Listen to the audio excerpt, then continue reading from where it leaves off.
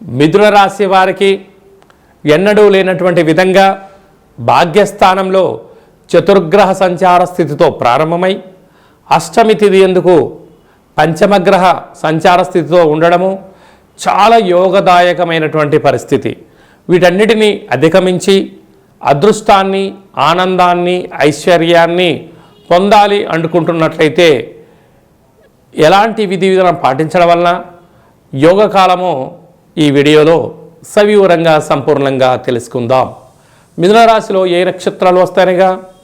మృగశిర నక్షత్రంలోని 3వ పాదం, 4వ పాదం, ఆరుద్ర నక్షత్రంలోని 4 పాదాలు, పునర్వసు నక్షత్రంలోని 1, 2, 3 పాదములను కలిపితే మిథున రాశి. రాశాధిపతి బుధ భగవానుడు. 12 సంవత్సరాల తర్వాత దేవగురు బృహస్పతి రాశిలోనే సంచారము చేయడము, అది కూడా వక్రగమన సంచార స్థితిలో ఉన్నాడు కనుక తల్లిదండ్రుల యొక్క సేవ, ఆధ్యాత్మిక చింతన, సత్ప్రవర్తన, ఉన్నంతలో ఆనందం, ఆరోగ్యాన్ని కాపాడుకుంటూ నిత్యము అప్రమత్తంగా ఉండడం వలన ఐశ్వర్యకరమైనటువంటి ఆనందకరమైన జీవితాన్ని పొందబోతున్నారు. తృతీయంలో కేతు సంచార స్థితి ఉండడం వలన గురువులతో, అన్నదమ్ముళ్లతో, అక్కా చెల్లెళ్లతో మీరు వీలైనంత వరకు ఆప్యాయత అనురాగాలుగా గౌరవ మర్యాదలతో మీరు ఉండగలిగినట్లయితే, ఇచ్చి పుచ్చుకున్నట్లయితే ఆనందం ఐశ్వర్యానికి తిరుగులేదు అని చెప్పి గమనించాలి. అష్టమంలో కుజ సంచార స్థితి, భాగ్యంలో చతుర్గ్రహ సంచార స్థితి మరియు పంచమ గ్రహ సంచార స్థితి.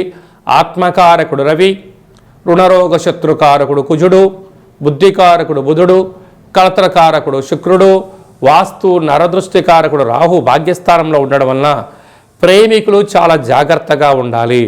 భార్యాభర్తలు కూడా అన్యోన్యత చాలా అవసరం.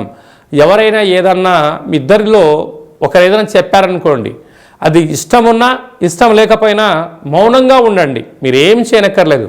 మౌనమే మీ యొక్క విజయానికి తొలిమెట్లు, ఆవేశమే మీ యొక్క అపజయానికి స్వాగతం పలుకుతుంది.